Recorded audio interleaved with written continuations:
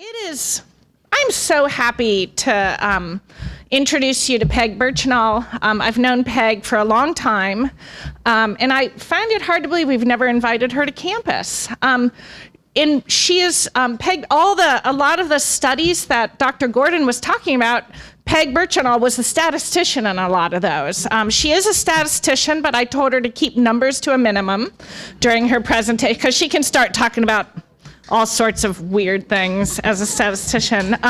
She is a senior scientist at the Frank Porter Graham Center Institute at the University of North Carolina, Chapel Hill.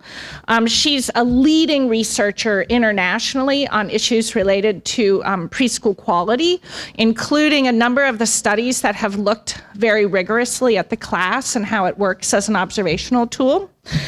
She's published over 150 peer-reviewed articles, and what I will say is the vast majority of those are in the top-tier journals in the field, like Child Development, Journal of Educational Psychology.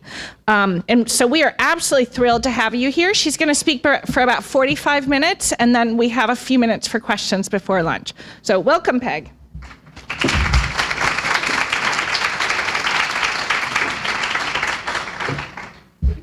Well, thank you, and I am very pleased to be here, and thank you, Laura, for your very kind words, and to the Crane Center for this invitation.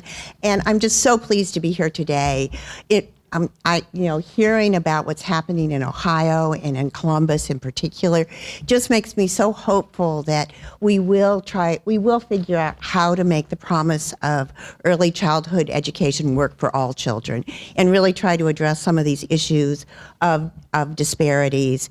So I'm just so pleased to see you guys here, so pleased to be part of this presentation. And I'm also just really pleased to be here in Columbus because I was born here. But the last time I was here was when I was 4. So my memory of Columbus is making a very dirty snowman at the apartment complex that we lived in while my father was at Ohio State. So now and you have to write where you were born on everything. So now when I write Columbus, Ohio, I will think of you guys instead of a dirty snowman. So anyway, what I'd like to do today is talk about a brief history of research on childcare and its role in establishing childcare policy and practice, and the cyclical role between research, policy, how research informs policy, policy informs research, and kind of where we are in that cycle today. So really talk about some of the growing concerns, echoing back to what Rachel talked about. It is clear quality matters. Early experiences really matter for children, and quality has to matter. But it's clear that we also are not measuring quality as effectively as we should. And so some of the issues with regard to that, and this probably then leads into some discussion of why we're seeing fade out of preschool effects during the school ages. So I'm going to present some of the research from one of our projects where we're really trying to take these policy issues and address them in our research and discuss some of the findings relative to looking at extended definitions of childcare quality, and really trying to re-examine the idea of school readiness skills. Okay, so, I know I'm preaching to the choir here. Early experiences play a critical role in children's development. It's clear that they are critical for the development of cognitive and social behavior, for brains, and even for the ways that genes turn on and off in developing a child's trajectory. That this led to a really important increased focus on early childhood education in the U.S. It became a high priority for policy practice and research because of the evidence that these early experiences really matter, because of societal changes that led to non-parental care for most children, and this workforce issue that is becoming a bigger and bigger issue. So and in fact, just as a tangent, I was asked to go to Germany to talk about childcare quality there, and in that context, it was trying to encourage more women to go back to work. Is why they're really focusing on childcare quality as a policy issue, because they have these highly educated women who are opting to stay home. So anyway, it's clear that we really need to think about child care quality, both from its impact on children, which is critical, but also its impact on our society and how we're going to go forward with the workforce. And it's also clear that high quality child care is a mechanism to address achievement gaps.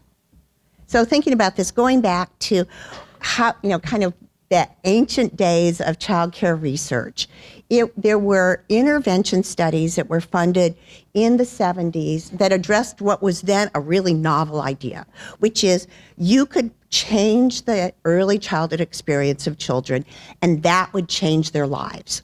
Now it's like, of course. But back then, this was actually thought to be a very odd idea, that it was thought that all of these things were fixed. So there were several studies that really changed the way we thought about this. One of them was Preschool, Highscope. Another was the Abecedarian Project. So when we look at what Preschool looked at, it was a study conducted in Michigan. They randomly assigned children and their families to either attend the child care program or be part of a control group. Part-time care began at 3 to 4 years. There was a big parenting component. They really focused on trying to improve children's self-regulation and really wanted to provide children with hands-on learning opportunities. They had immediate, huge impacts on children's IQ. These translated into higher achievement scores and fewer behavior problems, which then translated into lower rates of incarceration, higher incomes as adults, and fewer women using welfare, with a major cost benefit demonstrated for this study. The Abecedarian Project started about 5 years later in North Carolina. In this study, children and their families were randomly assigned to either attend full-time child care at our research institute, starting as young as 4 weeks, but entering by 4 months of age and going through kindergarten. In this study, of course, the focus was more on language and cognitive development. Immediate impacts involved higher IQs, higher rates of academic achievement, more likely to go to college, which translated to higher proportions of the participants being graduating from college, having higher incomes, and fewer risk factors for heart and metabolic disease. And a recent cost-benefit analysis demonstrated, again, that there is a huge benefit, especially for the males. So these two studies, along with a number of other studies from that time point, really demonstrated that child care experiences can make a huge difference in children's lives. And not just as children, but all the way through adulthood. This then resulted in huge policy changes. Head Start was initiated as part of the Great Society. In its beginning, it was a summer program. It was transformed into a full-time program that served children, not just preschoolers, but now early Head Start serves children from birth to entry to kindergarten. This also then led to the formation of state pre-kindergarten programs, with programs now in 43 states and DC that typically serve low-income children, but some are universal. And Head Start tends to focus on the whole child and family supports. The pre-kindergarten programs tend to focus on academic skills. And then during the 80s and 90s and 2000s, there was a lot of focus on really trying to understand what it is about quality childcare that makes a difference. We developed these measures of quality, the Eckers in the class that Rachel talked about.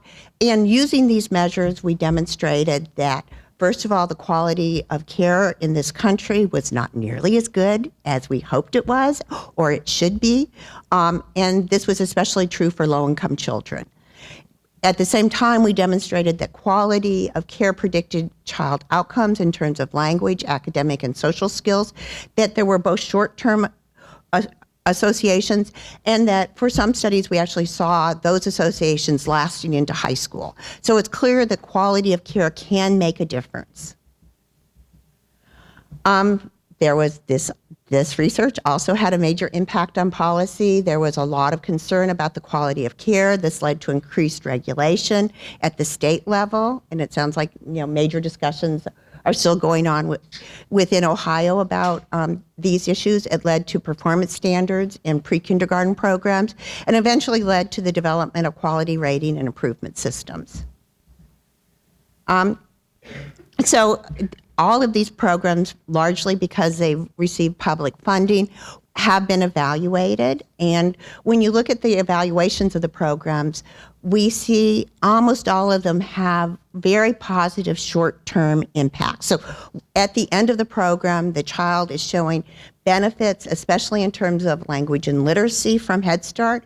From pre-kindergarten programs, we see benefits, especially for academic skills, especially literacy skills, and that the QRS improves the quality.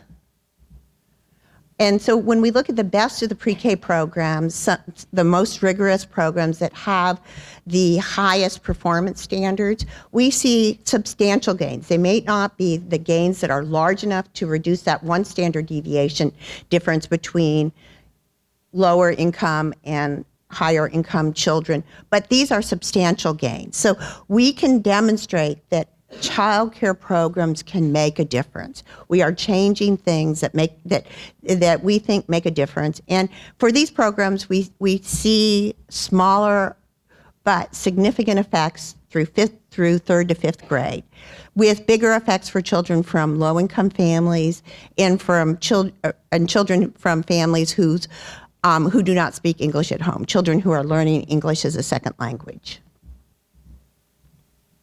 So there are some problems out there that are being discussed within the field, and these have major implications for practice and policy. There's a lot of growing concern about the fact that when we do longer-term evaluations of children who were enrolled in these programs, we tend to see these positive initial effects fade out. And whether this is fade out or catch up is a big issue that needs to be talked about. But for example, with the Head Start, we see by grade 1, the advantages that children had when they entered kindergarten had disappeared. For the pre-K evaluations, we see moderate to large short-term impacts that become much smaller, sometimes disappear, and in one state actually turn negative. There are also just growing concerns about the fact that it's clear quality matters, but the way we measure quality has led to some problems where we see very modest associations between our quality measures and child outcomes and school readiness skills. And Rachel provided a lot of detail about this, so I'm going to skip most of the detail in this slide, but what we find in our work is very similar. Very, very small associations. And there are all kinds of possible explanations for these two issues. One of them is psychometric. It is clear that we really have a lot of work that we need to do for our measures of quality. And again, Rachel discussed that. I think there's also two other issues that we really need to start thinking about as we address these concerns. One is theoretically, conceptually, the quality of the kind of relationship that teachers have with their children has to be really important, especially for young children. It has to be the foundation from which they can learn, but it may not be sufficient. If you want children to learn language, in addition, they probably need to be talked to. If you want them to learn to read, somebody has to be teaching them decoding skills. So the first issue is that our current model of quality may need to be extended. The second issue is a little harder for me to explain, but I call it my one-size-fits-all model. So we've really thought about child care quality really starting from a theoretical perspective and going forward. So we really think that, for example, the quality of teacher-child relationships is critical. Therefore, it has to impact all child outcomes. And then all child outcomes, all these different school readiness skills have to be really important for how well children do in school. But what if we thought about it from the other way around? What if we thought about what predicts how well children do in school, and then also for whom, this cultural diversity question. But if you want to do well in school, again, you probably need to think about do well in what? If you want children to do really well in science in school, what kinds of skills do they need to have when they enter kindergarten to be ready to learn to do well in science? And that might be very different than what they might need in order to do well in acquiring good social skills and behavioral adjustment. So what kind of models do we need to set up? What kinds of school readiness skills do we need to be training children on in order to facilitate them to do well in what kinds of skills when they get to school? So if we work backwards, so if we try to think about what is it that we want children to do well in when they get to school, what kind of school readiness skills do they need to have in order to do that? And then how can we set up our child care programs to ensure that children are acquiring those skills? We might develop a really different model of quality. Okay, so this was our vision for designing a study for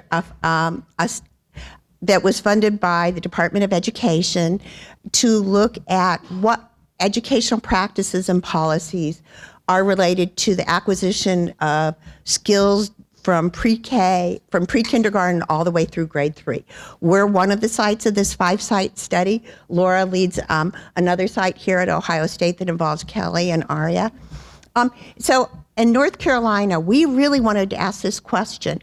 Are there different aspects of early childhood education that predict child outcomes differently? So kind of going to the middle of that question. What kind of, if you wanted to improve children's language skills, what is it about the early childhood educational environment that really improves children's language skills? So we hypothesized that quality of teacher-child interactions would be important for all outcomes, that curriculum would be important, but you have to then say what curriculum. If it's a whole child, developmentally appropriately focused curriculum, it probably is more likely to be improving things like language and social skills. If it's a content-specific curriculum, well, hopefully it's improving skills in that content area. And then we really wanted to look at activity settings. So especially this whole question of, are we asking our 3- and 4-year-olds to spend a lot of time in whole group instruction? And with the hypothesis that that would be negatively related to gains for most outcomes. So we designed a study. We recruited 6 rural counties and went to randomly selected pre-K NC pre-K program classrooms in those 6 counties. In the fall, we recruited 361 children.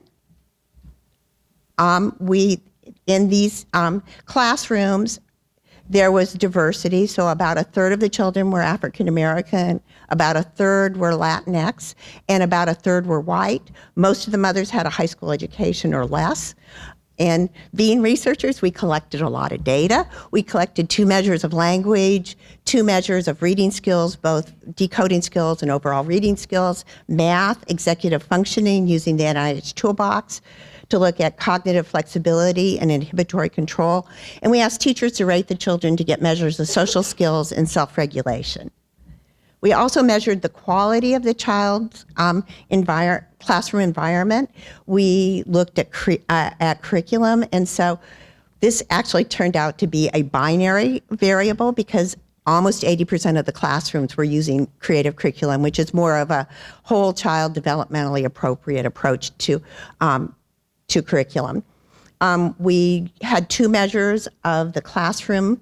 The first was a class that Rachel described in some detail, which gives you a global measure of the quality of teacher-child interactions at the classroom level. But we also wanted to look at measuring quality at the child level. So we really thought one of the questions that we wanted to address was, are there aspects of a child's experience in a classroom where different children have very different experiences? So for example, language, the degree to which teachers are talking with children and the quality of that talk, the degree to which they're extending, building on, really providing conversations that we know have the capacity to improve language skills for children. We thought that would be something that would probably vary considerably from child to child within a classroom, whereas other things such as amount of time spent in literacy instruction probably is fixed by the teacher, and that's probably really consistent across children. So we used a measure called the language interaction snapshot that measures individual children and cyclically goes through observing up to 6 children, recording the kinds of language exchanges that they're having with their teachers, the kinds of activities that they're engaged in, and whether those are whole group, small group, center-based activities.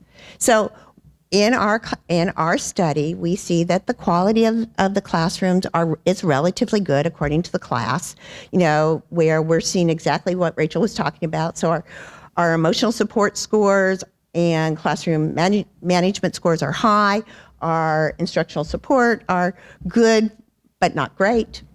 And then we looked at the amount of time that individual children experience different kinds of aspects of their environment. So the one thing I'd really like to point to here is how infrequent how little time children spent interacting with their teacher verbally. That children, about 3 to 4% of the time, we observe children having these high-quality language exchanges. And that even encountered when the teacher was talking to the whole classroom, not just with the individual child. We just didn't see very much high-quality teacher-language exchanges. But we did see that about 25% of the time children were in literacy activities, about 15% in math activities, and they're almost 40% of the time they were in whole group activities. And we looked at this both at the individual child level, then we averaged across the children to come up with a classroom level measure. So, and as I said, we really one of our hypotheses was that for some outcomes like language, we would really see that the child's individual experiences within the classroom would predict gains, but for other kinds of outcomes, we would see that the classroom level measure would predict gains. And just getting back to what I said before, we hypothesized that certain aspects of the child care environment would be related to all outcomes, this being the quality of the teacher-child relationships being positive and time spent in a whole group being negative. We also hypothesized that some aspects of the child care environment would be uniquely predictive of gains in specific outcome areas. So we thought that the quality of the teacher-child language would be a specific predictor of children's language skills. We thought that the time spent in content area instruction would predict gains within that content area. We thought that especially for social skills, that having a more supportive teacher would predict gains in social skills. So what did we find? So what is listed here in red shows where we found support for our hypotheses. And what's listed in black is where we did not find support for our hypotheses. So we did not see any consistent evidence that the quality of the teacher-child interactions was related to gains in child outcomes. But we did see evidence that children who spent more time in whole group activities had smaller gains in language skills and in executive functioning skills. We saw evidence that children who experienced more frequent high quality language exchanges had bigger gains in terms of language skills, and that children who had this developmentally appropriate whole child curriculum showed larger gains in language skills. We found that more time spent in literacy instruction was related to larger literacy gains, and that the creative curriculum was actually related to smaller gains in all of our measures of reading. We saw no support linking emotional support on the class to teacher ratings of social skills. So what conclusions the conclusions we're drawing from this is that this provides some evidence that we need to extend our definitions of childcare quality. We need to focus on different dimensions to promote different outcomes. And that child-level measurement may be needed for some outcomes, that for the kinds of experiences that we think children are going to have different experiences within the classroom. And what implications might this have? Well, for research, this is probably the thing that researchers always say, but it would be really important to try to replicate these findings. It's really important that we see it in this large study, but before everybody goes out and changes what they do, it'd be really nice if it was shown someplace else in addition. For a policy, I think it may warrant at least thinking about developing different models for different developmental outcomes and really trying to take into account the degree of within classroom variability as we think about designing regulations and how we regulate. For professional development, it clearly suggests to me that we need to move beyond doing professional development linked to these quality measures that Rachel talked about, to really thinking about other dimensions of the classroom experiences and really focus it on making sure that we have professional development for those aspects as well, especially teacher language. And focusing more on individual child experiences. So the second thing that we're trying to look at with our study is this fade out question. So, as we've talked about, we see that pre-K clearly has positive short-term impacts, but these oftentimes fade out as children go to school. There have been at least three possible explanations that have been discussed with regard to why this might be happening. The first one being that children go from these high-quality programs to lower-quality school environments. So this one is called sustaining environments. The second hypothesis is that kindergarten teachers are teaching the same thing that the pre-K teachers taught, and so children have no net gain by the end of kindergarten. And the third hypothesis is bundled various different ways, but it basically boils down to the fact that we may be focusing on promoting the wrong skills in pre-K programs. So we followed our children. In the spring, we supplemented our sample of 360 children to add another 100 children to have 466 children in our sample that then went to kindergarten. From those kindergarten classrooms, we recruited 249 children whose parents said they did not have any center-based childcare. We tried to recruit children who were similar in demographic characteristics as to the pre-K attenders, but there were a few differences. So we include these variables in all of our analyses. So this slide shows way too much information, but what I want you to pay attention to are the two rows that are kind of in gray. So those are the ones where we're showing to what degree do we see differences between the pre-K attenders and non-attenders in the fall of kindergarten.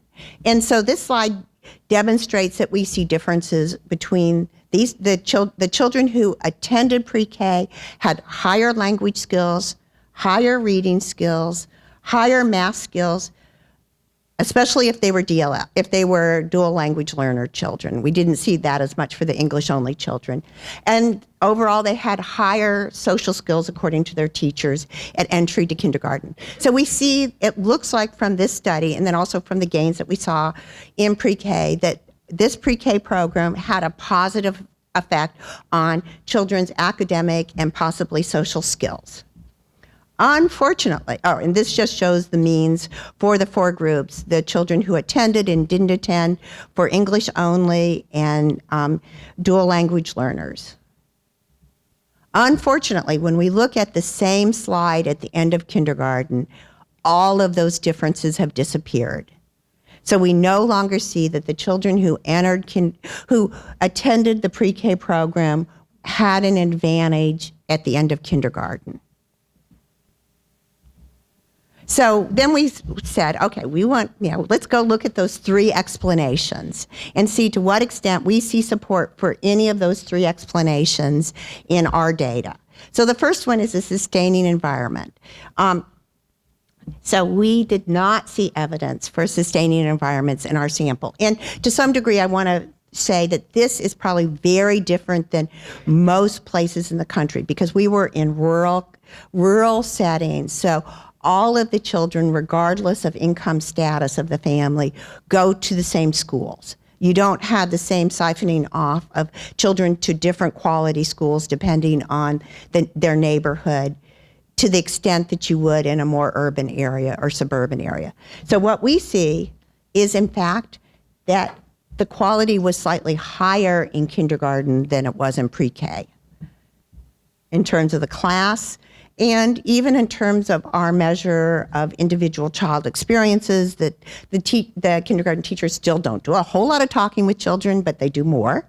And there's a little more literacy instruction in kindergarten than there was in pre-K, a lot less free choice center time.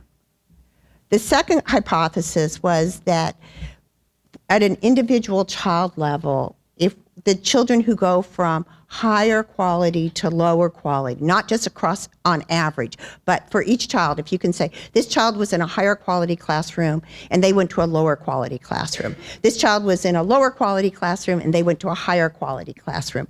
Do we see any evidence that that accounts for the level of gains that we see during kindergarten?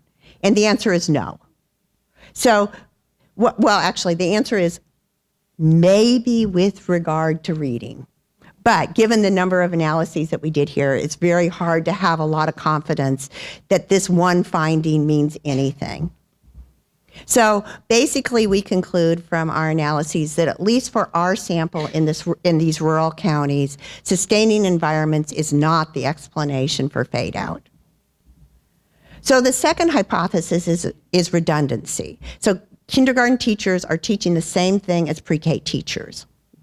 And we measured this a little bit. So we asked teachers to what degree they focused on different instructional activities that range from very basic reading instructional activities to more complicated, higher order reading activities. And we did the same thing for math. So that's why it's called rigor, because, lower means more basic, a higher score means more advanced skills were being taught. So if the teachers were teaching exactly the same skills, this child would have a score of 0 because it would mean that the teachers in pre-K and K were focusing on exactly the same things. If it has a higher score, it means that the kindergarten teachers were focusing on things that were a little more complicated than what the pre-K teachers focused on, and vice versa. So again, the rows that are slightly in gray are the ones that are looking at this hypothesis. We see no evidence that suggests here that this discrepancy accounts for the fade out. We do see a little bit of evidence that children do better when teachers are using more rigorous rather than just teaching basic skills. So the last question that we looked at really wasn't looking at fade out per se, but we thought, okay, what is it that really predicts how much children learn in kindergarten, and which one of these school readiness skills predicts which gains in which outcomes during the kindergarten year. So we took all of our kindergarten school readiness skills and we predicted end of kindergarten scores from the whole batch of school readiness skills. And we were especially interested in which ones had cross-domain prediction. So to what degree does coming in with higher skills in this level not just predict doing better in that area, but predicts doing better in other areas as well? So what you see here is that, and so the unhighlighted but significant effects show the variables we regarded as control variables. They were the fall variables, the entry to school variables on the same measure. measuring that same construct. But what I hope you can see from the blue highlighted area is that children who came in with higher math skills showed larger gains on almost everything. So they showed larger gains in terms of language skills, reading skills, and one measure of executive functioning and one measure of social skills. Children who came in with higher inhibitory control skills showed larger gains in two measures of reading, math, and both of the teacher rating social skills measures. And children who came in with higher self-regulation skills showed bigger gains, at least in terms of reading skills. So what this really suggests to us is that these cognitive and social skills are doing a better job of predicting how well children are learning in kindergarten than the language and especially the literacy skills did. And now, kind of harken back to the beginning of my talk when I was talking about Perry and Abecedarian, what is really interesting to me is those are the skills that those two studies really focused on, were the cognitive skills and the social skills, not literacy skills, which has become such a major focus, especially within our pre-kindergarten programs. Okay, so in summary, and I realize I am keeping you from lunch, so you never want to be the person who keeps a big group from food or drink. Okay, so in summary, I would conclude that we have policies and programs that are working. We don't want to throw away the baby with the bathwater. The Head Start and pre-K have impressive short-term impacts, but there's growing evidence that we need to really make sure that we don't get stuck because we have done some things that are successful, but we need to move beyond that and really ask what else do we need to do to make sure that we're trying to ensure that all children have opportunities to learn when they get to school. So I would say that we need to focus on additional quality dimensions, and this is something Laura has done in a lot of her work. We really need to focus on teacher talk and its relationship to the acquisition of language skills.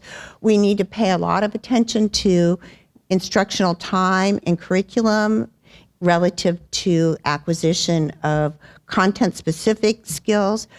And, kind of just like we all know, it's very hard to control if you're the teacher and you're in charge of a classroom, it's very scary to not have everybody paying attention to you. So it's very easy to set up whole group activities.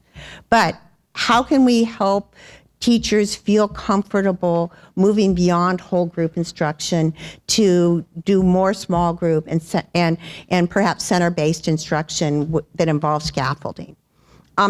So I think that this study our work also provides growing evidence regarding the issue of fade out in kindergarten.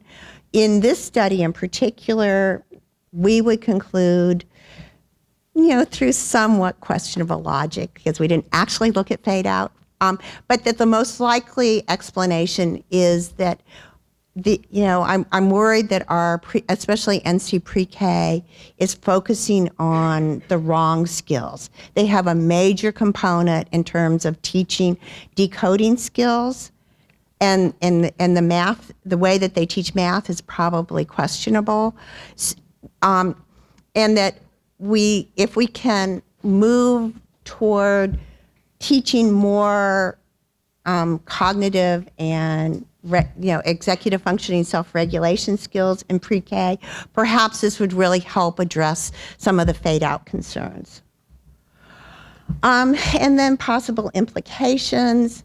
I think that we may need to rethink some of our quality performance standards that in terms of focusing on, in terms of process quality, just kind of reiterating what Rachel was saying, that focusing on the Eckers in the class may not be sufficient. We really may need to think about making sure that we are drawing much more attention to other aspects. And again, things like teacher talk. And that I think we may need to rethink our focus on literacy instruction, especially on such a focus on decoding skills and phonemic awareness, and move toward really trying to help teachers learn how to scaffold cognitive and social skill acquisition. Okay, well, thank you very much.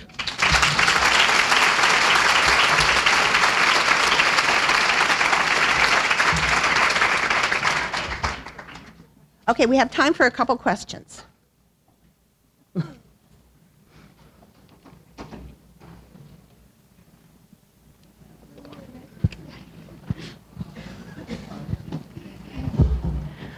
Hi, Peg. I really enjoyed your talk, and I was really excited about trying to unpack individual children's experiences with the teacher. I'm curious whether you've done any research looking at aspects of the child that might predict how much interaction they have with the teacher, so that we can help practitioners think about that and how that might influence their work in practice. That is a wonderful question, and it's, it is a real issue with the way we've done this work because we haven't taken that into account. It's clear that when you look at children's measures of temperament, and even just the measure, it's much easier to have a conversation with the little girl who's smiling at you and bubbles every time you say something, and much more difficult with, probably my son at that age who might have just looked at you and gone, So I think that there are clear differences there, and really trying to help teachers learn how to pull out, work with the children who aren't just easy is a really important, that's a really, really important.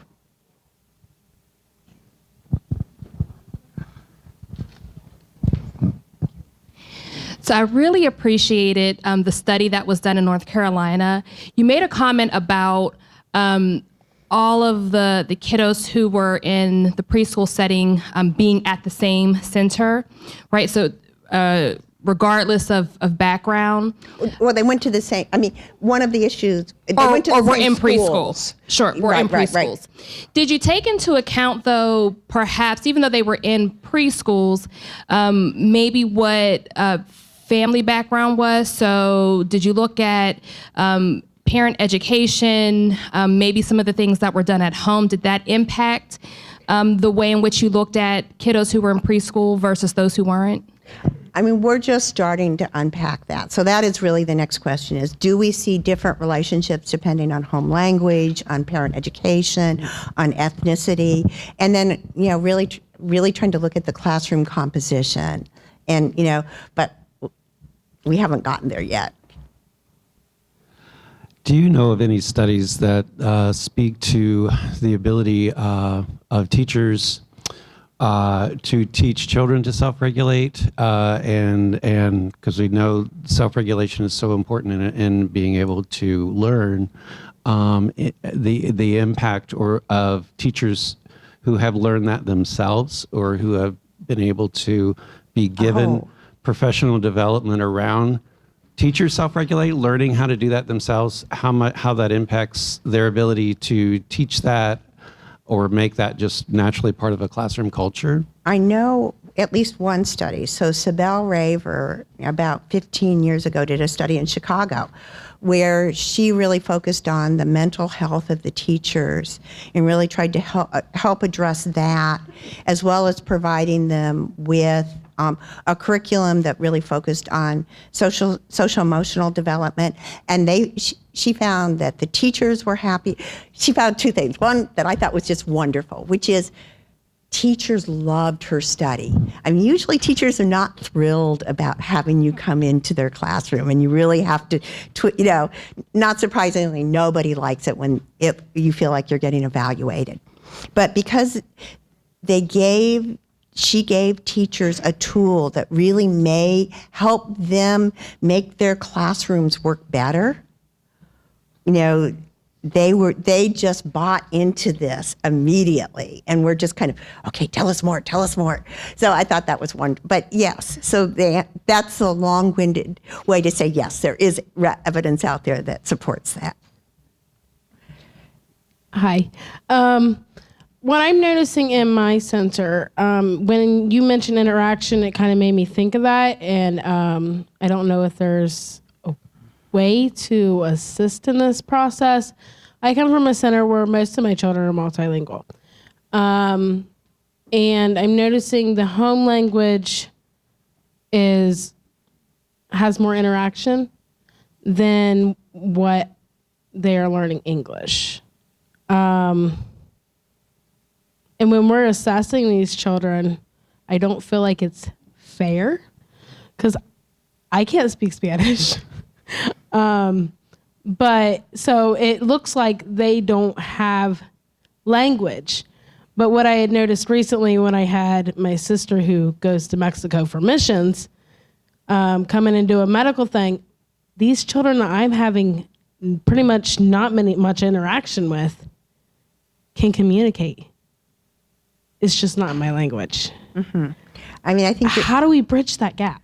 I mean, I think there are a couple of different issues that I would talk, as a statistician now, trying to put on my, my real hat, is first of all, I mean, I think that this is a huge issue for early childhood education because so many children now are entering who do not speak English, whose home language is Spanish or Russian or Hmong or, and, we need to deal with it.